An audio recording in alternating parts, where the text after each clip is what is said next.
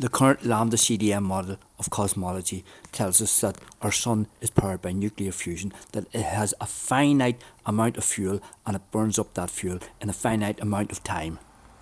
If you can be objective, you know that this model is full of paradoxes and contradictions. If you're aware of the past developments in terms of nuclear fusion, you'll also know that it takes thousands of times more energy than is released in any nuclear fusion.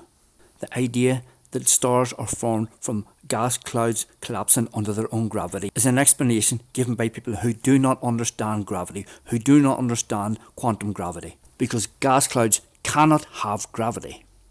Entropy and the repellent nature of gases is far more powerful than the draw of gravity.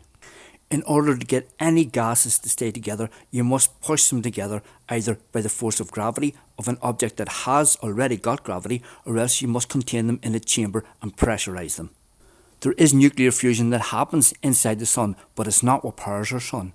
What powers our sun is much, much more basic. It's friction, because we have trillions upon gazillions of so-called particles, which are in actual fact vortexes, clumped together, very tightly packed, creating massive energy as they move through the space-time fabric, because space cannot be empty. It is an actual physical lattice, and with so much matter tightly packed moving through the space-time fabric at thousands of kilometers an hour, the friction is mind-boggling.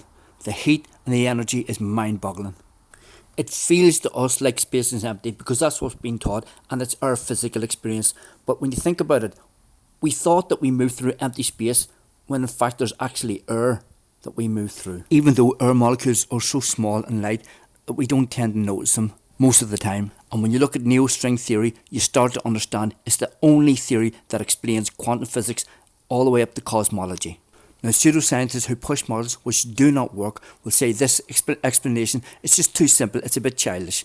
But as Einstein said, if you can't explain it to a 5-year-old, you don't understand it well enough. And when you look at the current models, even the experts don't understand what they're talking about. It's very clear they don't understand what they're talking about, because they've overcomplicated everything and they've refused to listen to all the common sense and the evidence, and they've censored the evidence and the critics who make sense.